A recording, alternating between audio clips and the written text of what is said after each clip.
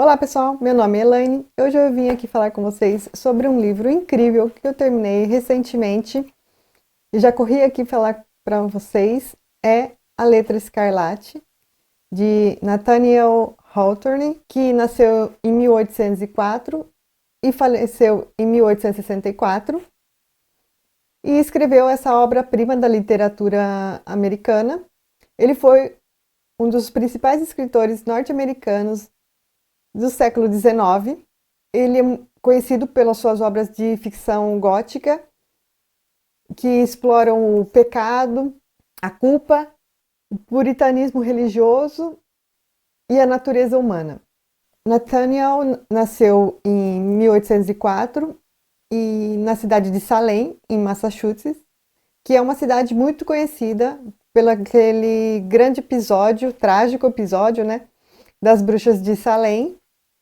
Acho que muita gente já conhece essa história, que são mulheres que foram acusadas de bruxaria em uma pequena cidade que chama Salem, que é uma comunidade de pessoas que foram para esse lugar para criar essa comunidade, né, essa cidade, que pregava o puritanismo religioso, que era regido por leis rigorosas, tudo ali era regido pelas leis de Deus, e qualquer deslize das pessoas ali existia um julgamento.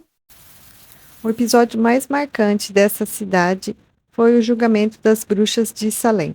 Refere-se a uma série de audiências e processos de pessoas acusadas de bruxaria na cidade, localizada no condado de Essex, em Massachusetts, entre fevereiro de 1693 e maio de 1694. Mais de 200 pessoas foram acusadas, onde 30 foram consideradas culpadas, mas apenas 20 foram executadas, dentre os quais 19 por enforcamento, 14 mulheres e 5 homens, e uma mulher idosa por apedrejamento. Um outro homem foi torturado até a morte por recusar-se a confessar, e pelo menos 5 pessoas morreram na prisão. Você pode também encontrar filmes e peças de teatros falando sobre esse episódio de Salem, das bruxas de Salem. E o Nathaniel nasceu nesse lugar. Apesar dele ter nascido mais de um século depois, a cidade ela é famosa até hoje e também era naquela época, né? Na época que ele teve a ideia de escrever esse livro, ele trabalhava numa alfândega na cidade de Salem, que virou um porto muito famoso, um porto marítimo lá muito famoso. E ele foi trabalhar nessa alfândega. E aqui, no começo do livro, ele vai falar sobre o trabalho nessa alfândega e da onde surgiu a ideia para escrever A Letra Escarlate. E ele fala de um parente dele, que é tataravô ou tritavô. Não me lembro agora direito, mas é um parente antigo que foi um dos juízes que julgaram foram os juízes que julgaram, né? As bruxas de Salem, e que ele nunca se arrependeu de ter feito esse julgamento, né? Até o Nathaniel Hawthorne, esse parente dele se chamava John Hawthorne, sem o W. Ele colocou o W depois por vergonha de pertencer a essa família, que ele não concordava com as ideias desse puritanismo e desses julgamentos e essa história tão triste desses familiares dele.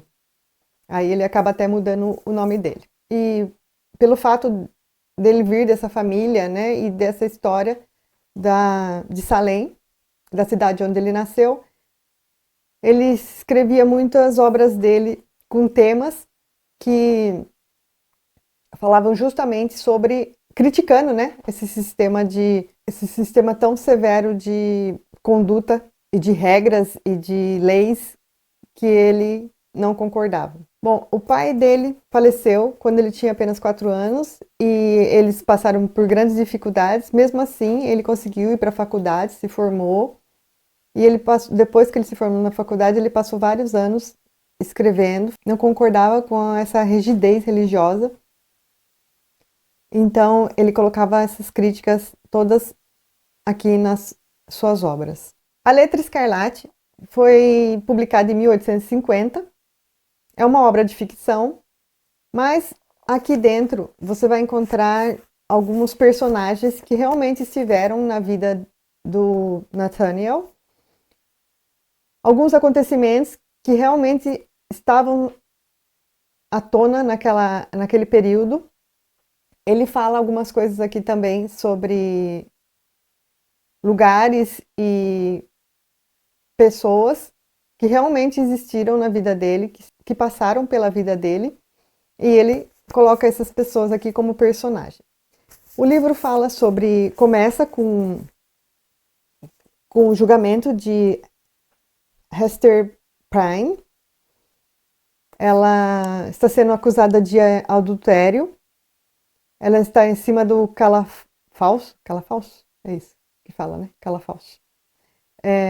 Se não for, eu vou deixar escrito aqui, mas acho que é isso mesmo, né? Calafalso que fala.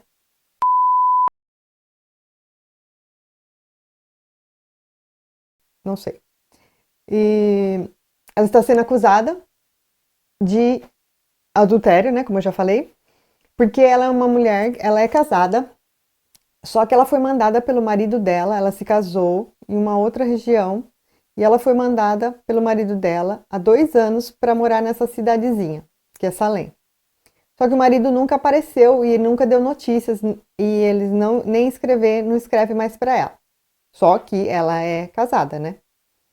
E ela teve um relacionamento e desse relacionamento ela engravidou e essa menina nasceu, né? E ela está com essa menina, o livro começa com essa criança, ela com essa criança no colo, sendo julgada.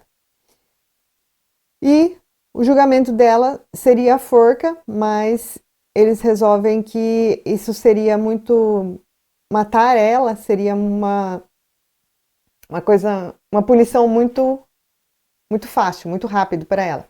Então eles condenam ela a andar com uma letra A no peito, que é uma letra vermelha, né, letra escarlate, para que todos vejam o seu pecado e que ela se lembre desse pecado dia e noite, né? Ela nunca mais poderá tirar essa letra e para que ela sempre se lembre do crime, no crime supostamente que ela cometeu, né? E assim ela é a condenação dela e ela começa a viver a vida dela nessa cidade. Ela tem a opção de ir embora daquele lugar, mas ela escolhe ficar. Aqui tem até uma passagem que eu marquei aqui, que ela poderia, ó, eu marquei aqui, que ela poderia ir embora daquele lugar. Ela tinha opção de ir embora dali, mas ela quis ficar porque ela se sentia culpada mesmo por aquilo que ela fez e ela achava nada mais justo do que cumprir aquela punição no lugar onde ela cometeu aquele suposto crime. E ali ela vai vivendo. Ela é isolada, ela mora num lugar afastado com a filha dela. A filha dela se chama Pearl, de Pérola, mas não pela. Ela explica, tem uma explicação bem bonita aqui. Eu vou achar aqui. Que eu marquei aqui para falar para vocês. Ah, aqui, ó. O que significa o nome? O nome da menina, né? Sua Pearl, pois foi o nome que Hester lhe dera. Não que traduzisse sua aparência, a qual nada tinha de serenidade e brancura, do impávido lustro que a comparação com uma pérola indicaria. Deu-lhe o nome porque a menina era muito valiosa a ela, comprada com todas as suas posses, o seu único tesouro.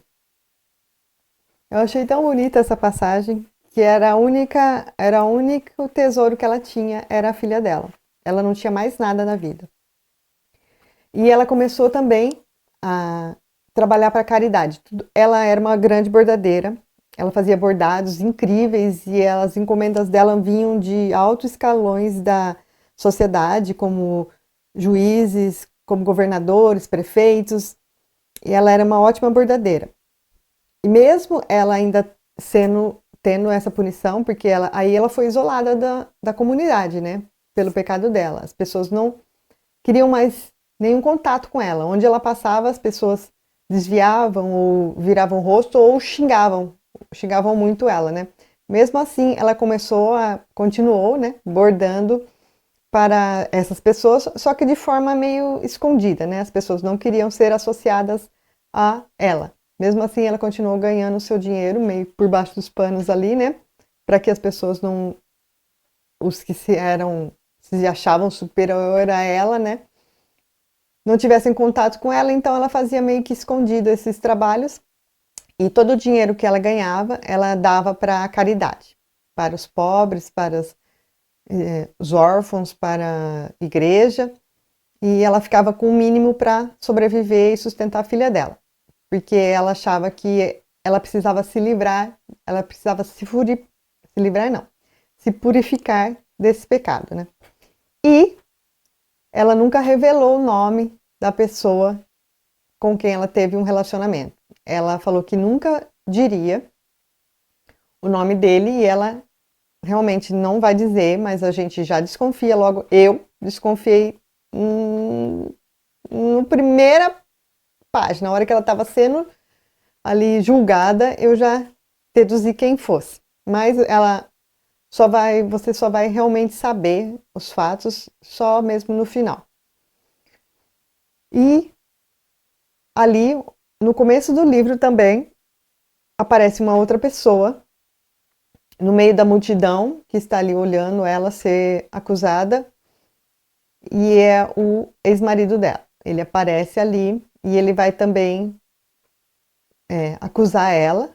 Eles vão ter um encontro, só que ninguém vai saber que ela é o marido dela, oficial, né? Ninguém vai saber, ninguém da cidade ali sabe, até o final ninguém vai desconfiar que é ele, porque eles nunca vão revelar isso.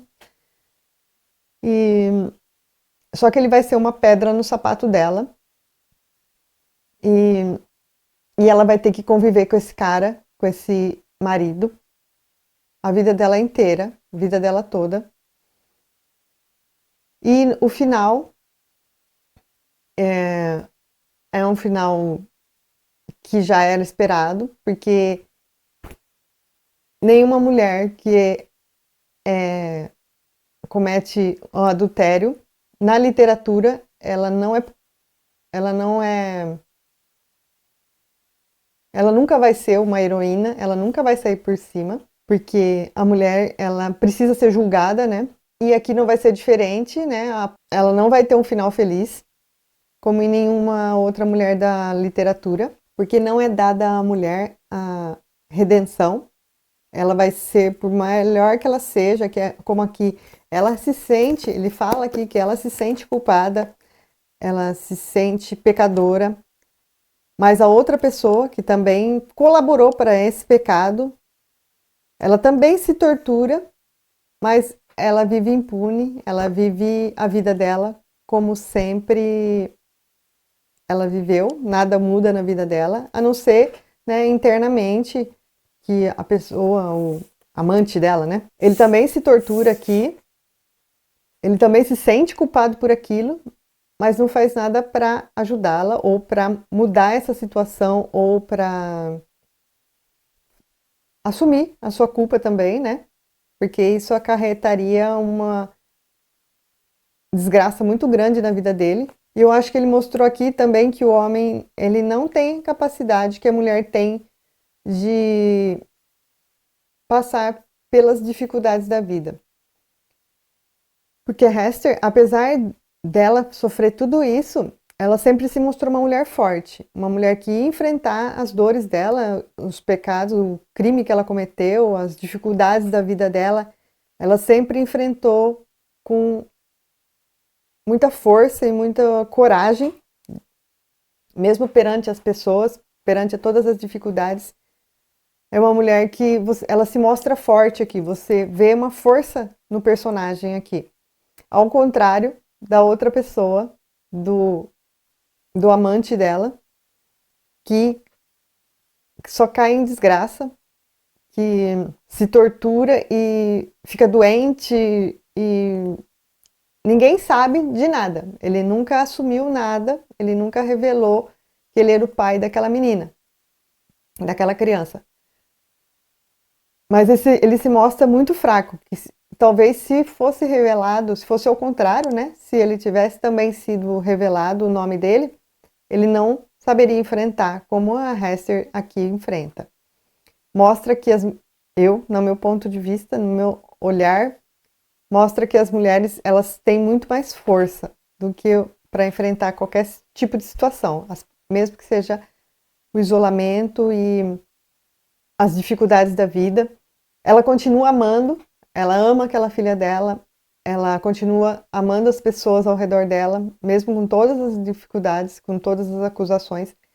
Tem uma parte aqui que ela vai doar alimentos, acho que é alimentos, roupas, eu não me lembro direito. Ela vai doar alguma coisa para pessoas de rua. E essas pessoas, quando veem o símbolo A no peito dela, eles começam a xingar ela. E mesmo assim, ela continua fazendo aquilo diariamente e não se importando com o que aquelas pessoas estão falando dela. Ela sabe quem ela sabe o que aquilo representa para ela, aquela doação. Ela está se livrando daquele peso que ela carrega, que ela não quer carregar aquele peso para a vida toda. Ela está se purificando. E eu achei isso sensacional.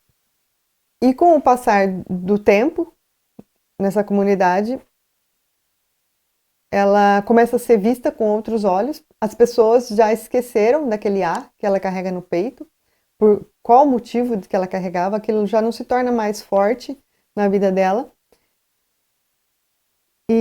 Mas ela não tira esse A, depois de um tempo ela poderia tirar aquele A, né? Não precisava mais carregar, mas ela continua carregando, ela vai carregar o A até o final da sua vida. E aquele A já não significa mais, já tem um outro significado. O significado já não se torna mais um A de adúltera. Já é visto como um A de angelical, admirável. Com o passar do tempo, é esquecido. Até tem um trecho aqui que eles falam que algumas pessoas já nem sabem mais por que ela carrega aquilo.